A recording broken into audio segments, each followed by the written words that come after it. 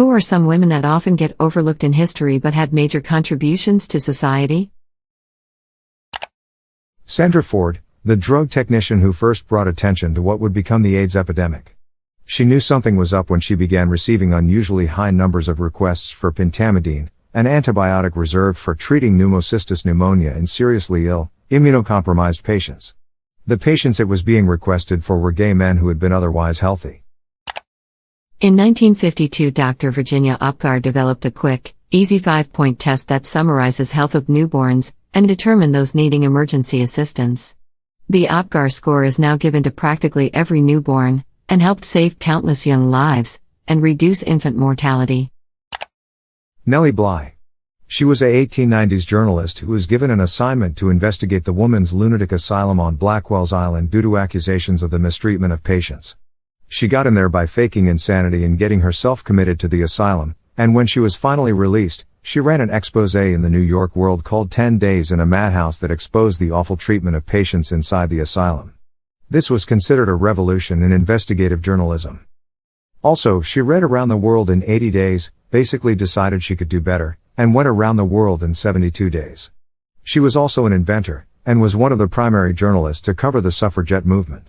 She's one of my favorite historical figures who doesn't get enough attention. Edit. Wow.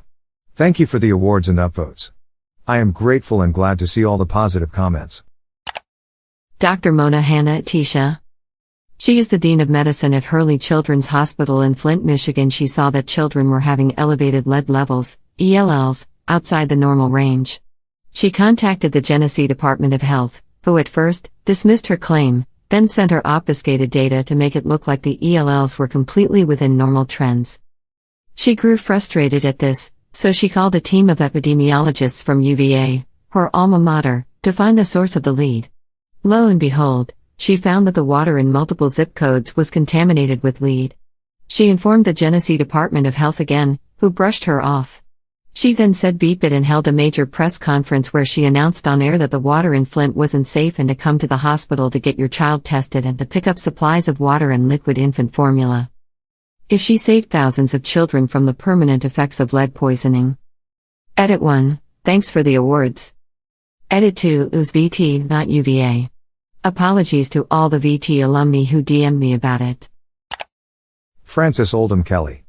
She stopped thalidomide from getting widespread use in North America, and saved countless children from life-altering birth defects. Edit, Kelsey, not Kelley. Marie Tharp. She created the first map of the ocean floor, which led to the discovery of tectonic plates, and the theory of continental drift. Inge Lehmann was a Danish seismologist. She discovered P-waves, waves that reflect off of the inner core, confirming that the Earth has a solid inner core and a liquid outer core. Dr. Georgeanna Seeger Jones. Dr. Jones single-handedly organized the field of gynecological endocrinology.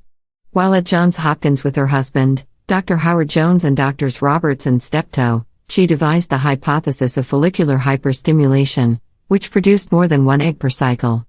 Her later discoveries led to increases in viability of in vitro fertilization. Per Wikipedia. As a resident at Johns Hopkins, she discovered that the pregnancy hormone HCG was manufactured by the placenta, not the pituitary gland as originally thought.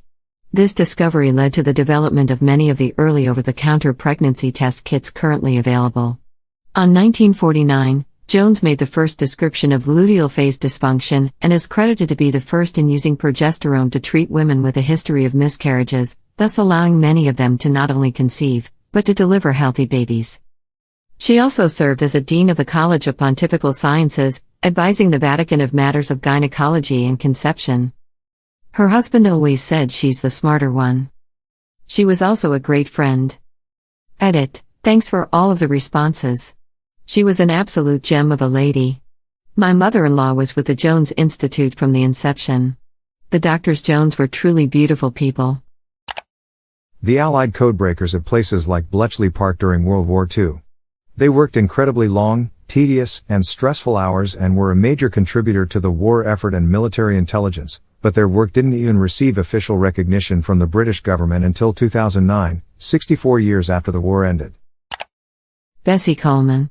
She was a black woman who wanted to learn to fly. No one would teach her. She learned that the French would, however, so she moved to France, learned French and how to fly. Then she came back to the States and taught whoever wanted to learn. She was alive same time as Amelia Earhart and got no recognition at the time.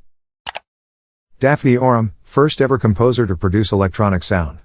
She pioneered electronic music and laid the path for music today. She even wrote a piece called Still Point that she was never able to perform live because of sexism by her peers, and she never heard it live before she died. But it was performed for the first time in 2018 using a replica of a machine Daphne had created to electronically manipulate a live orchestra. Claudette Colvin was the person who refused to get up from her bus seat during the Jim Crows in America.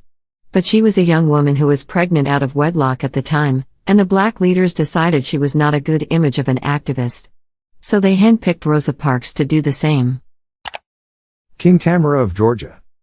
She now represents the Georgian nation and civilization but before that, not a lot of people knew about her. And whenever she is mentioned as queen, but she was given the title of king because she was recognized as an equal monarch. Her husbands didn't have any royal titles.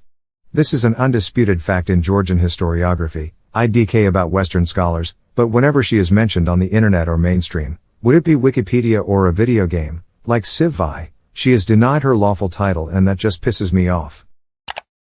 Mary Anderson invented the windshield wiper in 1903. As soon as the patent expired, it became standard in all cars.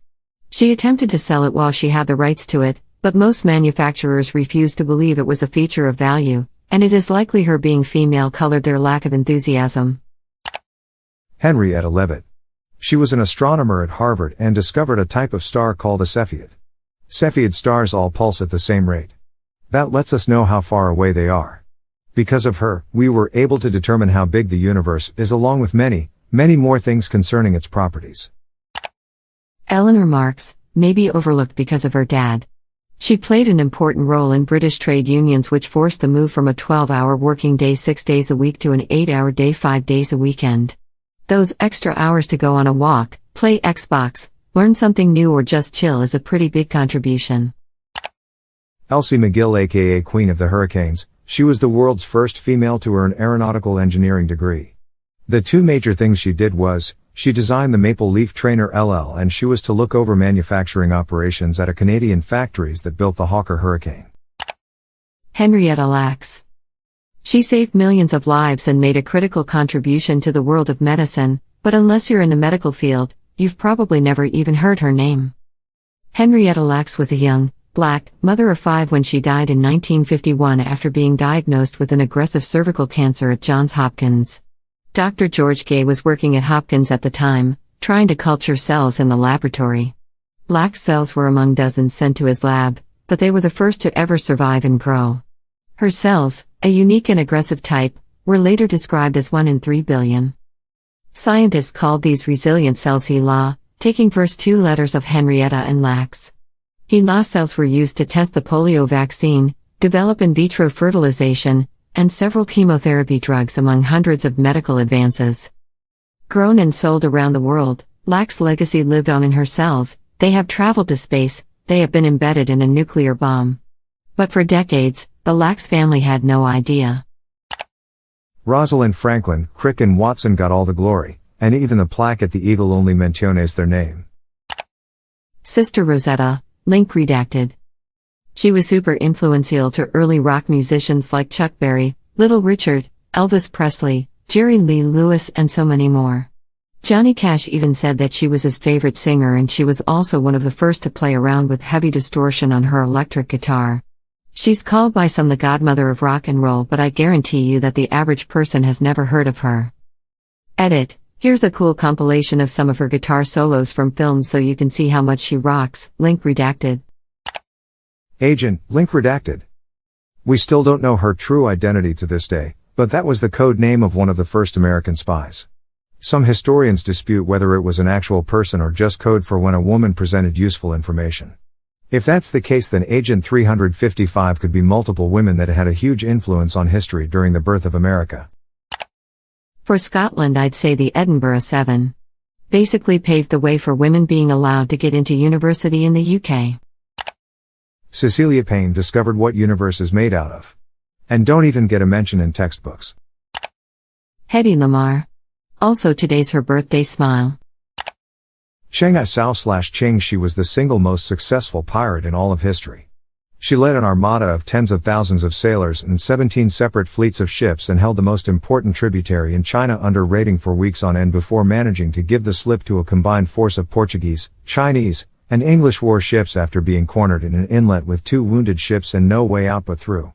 After this venture, she recognized that her power was beginning to wane, so she decided it was better to cash out while she had the leverage. One of her fleets had turned on her during the period. Among other things, she managed to negotiate for literally all of her men to be given amnesty, be allowed to join the Chinese Navy, to keep the stuff they had stolen, and for her to be able to keep several ships to be able to have a business in the salt trade. She then ran a gambling house and died peacefully in her sleep. Besides a beat kick-ass story, she has also had some lasting consequences. Her absolute domination over the Chinese Navy showed just how much the Empire had neglected that wing of the military, and the British picked up on this. It was a big part of why they were so willing to fight a naval war across the entire planet at a time when even messages would take a year and change just to make it back. The Opium Wars were fought because of this, and the treaties that resulted are called by the current Chinese government as the start of the century of shame and are a major touchstone in the government's image of itself. They are invoked today when negotiations with the West break down as a reason that China ought not bow to outside pressure. For any Canadians, of which I am, it's on the level of Vimy Ridge in our national conception. Frances Perkins. She was the first female cabinet member in the U.S. She was appointed by FDR and played a key role in the New Deal as well as working for better working conditions, child labor laws and women's rights. Belva Lockwood, one of the first female lawyers in the U.S. and ran for president in the 1880s. Mary Todd Lincoln. I know she went absolutely mad, which wasn't all her fault, but she was the one who really pushed her husband, Abraham Lincoln, for those not from America, to keep moving up the political ladder and ultimately shaped what the First Lady of the U.S. is. Not sure he would have become president without her influence. She had a lot more ambition than he did. Edit. Fun fact: she also liked to bake. Look up her recipes, guys. Her almond cake sounded delicious, and it was supposedly one of her husband's favorite desserts. Irena Sendler worked with others to smuggle Jewish children out of the Warsaw Ghetto during World War II. Irena, link redacted. Madam C.J. Walker developed black hair care products and marketed them through her business she founded, which ended up making her the first female self-made millionaire. Virginia Hall has a building named after her at the CIA. She was an American woman from Baltimore who went to Europe in the 1930s, lost her leg in a shooting accident, then proceeded to become a leader in the French resistance and master of disguise, all with a wooden leg. The book A Woman of No Importance is about her and came out last year. Anna Connolly invented the fire escape in 1887. That same year, Josephine Cochrane invented the dishwasher. That one lady that hand wrote all of the math it took to get to the moon. I forgot her name. Pretty ironic that I don't remember her name. Ada Lovelace. Henrietta Lacks. Hypatia made the astrolabe. Then was skinned alive by Christians. Also, the circular saw was invented by a woman.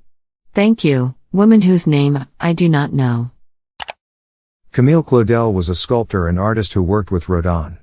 He claimed a lot of her work. Artemisia Gentileschi was a woman painter in the Renaissance with style akin to Caravaggio. She is nowhere near as well known as he, and she also painted a Judith slaying Holofernes painting. These are very brief overviews of what I remember from art school. Lots of talented women tucked away beneath the male gaze of art and history. Emmy Nuda. I don't understand what she did, but leading mathematicians say her work was groundbreaking, so I'll take their word for it. Mary Anning, British paleontologist. Cicely Saunders deserves the reputation Mother Teresa has. She basically invented hospice care. Before her, doctors used to just abandon incurables to die with no palliative care. Cicely Saunders arguably eliminated more useless suffering than anyone ever. May your day be filled with joy and happiness. And please remember to like, share, and subscribe for more quality content every day.